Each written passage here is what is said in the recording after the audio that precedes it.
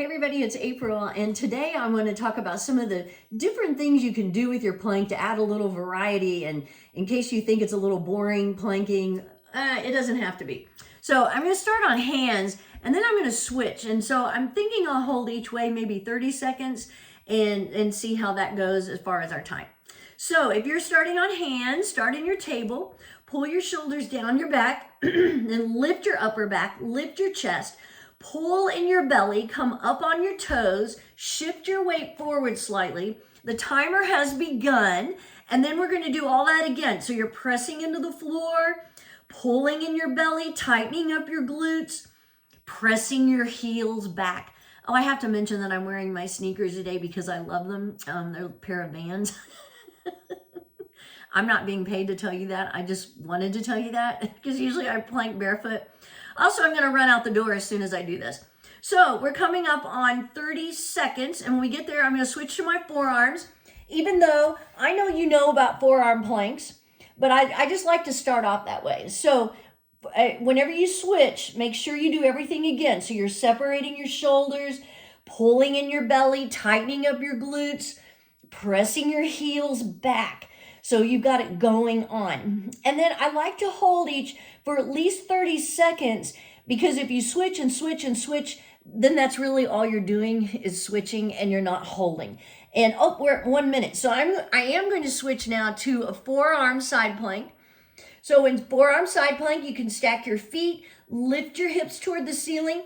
You could bring your top foot in front of you if you need to do that for balance. I'm at a weird angle, aren't I? Keep lifting your hips, pressing your bottom arm into the floor. Press the sole of your bottom foot toward the floor so you're not collapsing into that ankle bone. So I'm holding, we're coming up on 1:30, so I'm going to switch to the other side because, if you do one side, you need to do the other.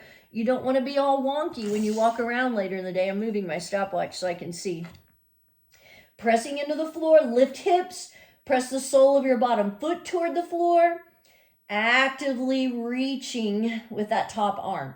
So I'm going to make a couple of segments about variations you can do in your plank. So I'm just doing a few today, and then I'll do some more next week. So we're at 2 minutes. I'm going to switch to my hands.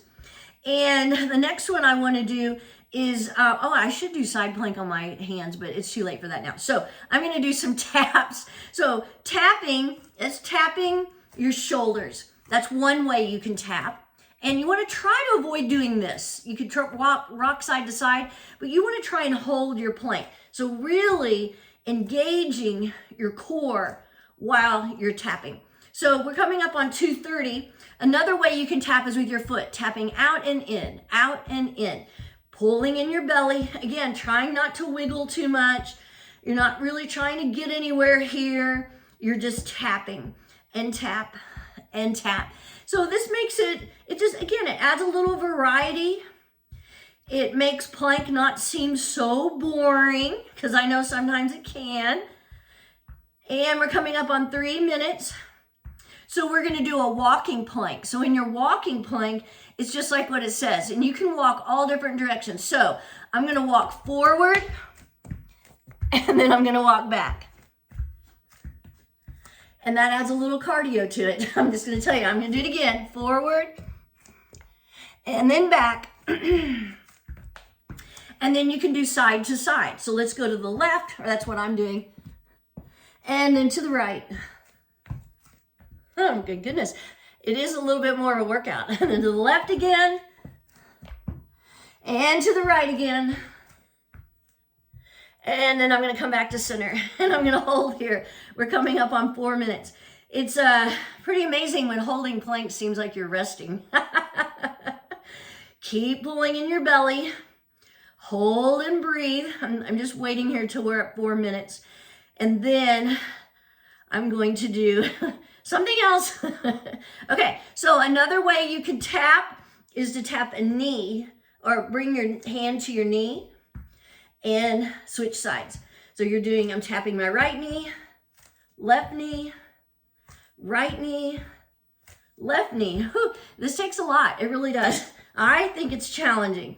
So you can let me know if you think any of these are challenging, Or if you just think, oh, it's really nothing, we're at 4:30 and I'm out of breath.